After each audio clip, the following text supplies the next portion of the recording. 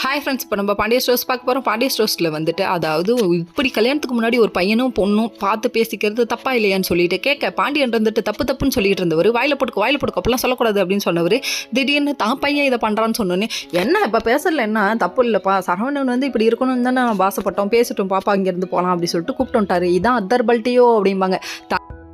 தனக்கு வந்தால் ரத்தம், மற்றவங்களுக்கு வந்தால் தக்காளி சட்னியா, இதெல்லாம் நல்ல முறையாக தான் இருக்குது அப்படின்னு சொல்லிட்டு அவரு ரொம்ப கலாய்க்கிறாரு. சரி வாங்கன்னு சொல்லிட்டு கூப்பிட்டு போயிட்டாங்க. அதுக்கப்புறம் பார்த்தீங்கன்னா நம்ம ராஜுவோட ஹஸ்பண்ட் கதிரை வந்து பழி வாங்கணுங்கிறதுக்கோசரமே நம்ம ராஜுவோட அண்ணன் குமார் இருக்காரு, அவர் பிளான் பண்ணுறாமா அவங்க ஃப்ரெண்ட்ஸ்ட்டெல்லாம் சாப்பாடு ஆர்டர் பண்ண சொல்லி அங்கே வாங்க இங்கே வாங்கன்னு இழுத்தடிக்கிறாங்க.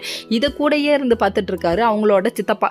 அதுக்கப்புறம் வந்துட்டு இதெல்லாம் நல்லதுக்கு இல்லடா குமார் அப்படின்னு சொல்லிட்டு வான் பண்ணுறாரு. அதுக்கப்புறம் இப்போ காசு கொடுக்காம இருந்துட்டேன்னா என்னாகும், இப்போ வந்து ஆர்டர் கேன்சல் பண்ணால் என்னாகும், வேலைக்கே உழ வந்துடும்ல அப்படி இப்படின்னு சொல்லிட்டு ரொம்ப நக்கால் பண்ணுறாரு. இருந்தாலும் வேலையில் இருக்கும்போது கை நீட்டக்கூடாதுங்கிற ஒரே காரணத்துக்காக, தம்பி நீ அடி வாங்கினதெல்லாம் மறந்துட்டியா அப்படிங்கிற மாதிரி டைலாக் எல்லாம் அடிச்சுட்டு அதுக்கப்புறம் சரி இன்னொரு நாள் உன்னை வச்சுக்கிறேன் அப்படின்னு சொல்லிட்டு ஒரு வழி ஆர்டர்லாம் டெலிவரி பண்ணிட்டு வந்துட்டாங்க. வந்ததுக்கப்புறமா நம்ம மீனாவும் செந்திலையும் வீட்டுக்கு வராங்க. வந்த உடனே பத்திரிக்கை கொடுக்க போன இடத்துல 1008 கொஸ்டின் கேட்குறாங்க. அதுக்கெல்லாம் பதில் சொல்ல முடியல. அதுவும் இல்லாமல் எல்லார் வீட்லேயும் சாப்பிட சொல்லி ஃபோர்ஸ் பண்ணுறாங்க அப்படின்னு சொன்னோன்னே, அப்படி தான் மீனா இருக்கும், பழகிடும் விடு அப்படின்னு சொல்லிட்டாங்க.